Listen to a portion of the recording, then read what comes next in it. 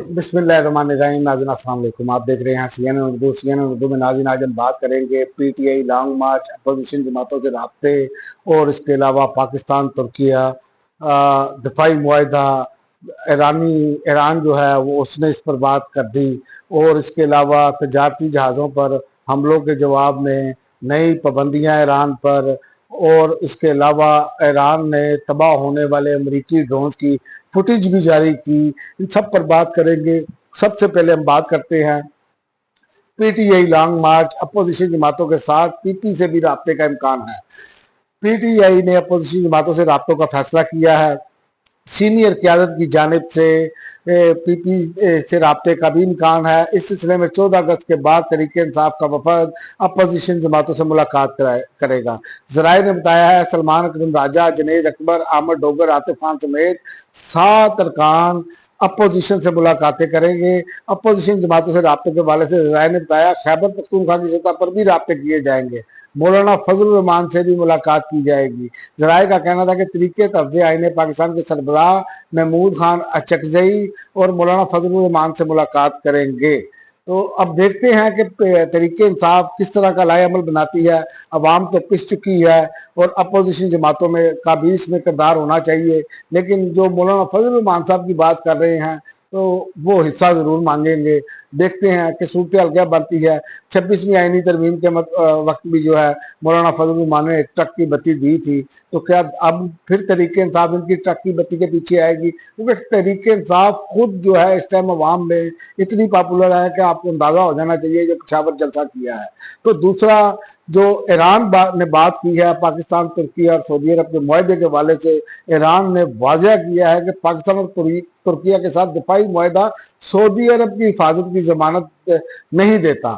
ये बड़ी मायने खेज बात है। उन्होंने कहा, ईरानी पार्लियामेंट के national security and foreign policy committee के रुकन इब्राहिम रसाई ने कहा कि सऊदी अरब का पाकिस्तान और तुर्की के साथ नया दफाई मुआहदा सऊदीया की हिफाजत की जमानत नहीं देता। सोशल मीडिया पर जारी पैगाम में इब्राहिम रसाई ने लिखा कि सऊदी अरब को समझना चाहिए कि तुर्की और पाकिस्तान के साथ ये कागजी मुआहदा इन्हें वो तहफ़्फ़ुज़ फराहम नहीं करेगा जो अमरीकियों पर दहाइयों तक एक तरफा इंहिसार के बावजूद इसे हासिल नहीं हो सका।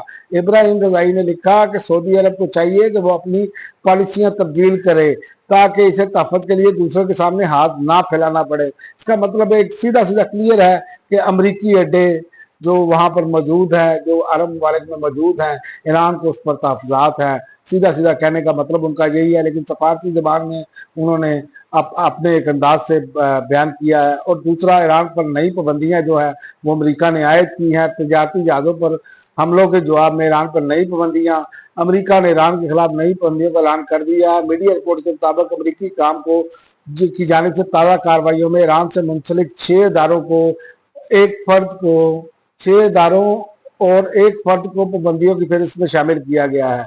अमरीकी कार्रवाइयों में 2 बड़े डिजिटल असासा क्रिप्टो एक्सचेंज प्लेटफॉर्म्स को भी निशाना बनाया गया, जिन पर इल्जाम है कि वो ईरानी हुकूमत को बैनुल अक़वामी मालियाती निज़ाम तक रसाई बरकरार रखने में मदद दे रहे हैं। तो ये सूरत हाल है कि अमेरिका अब जंग की बजाय पाबंदियों पर फिर इंहिसार करना शुरू हो गया है। मैंने आपको पहले भी बताया कि ईरान जो है वो इस टाइम उसने नाको चने चबुआए हुए हैं। अभी तक तो यही नज़र आ रहा है। पिछली कई माह से जंग जारी है, झड़पें जारी हैं, जंग भी हुई है, सब कुछ आपने देखा। तो ईरान ने एक मरतबा और एक बढ़कर कदम बढ़ाया कि ईरान ने तबाह होने वाले अमरीकी ड्रोन्स और लड़ाका तैयारों की बाकियात नुमाइश के लिए पेश कर दी।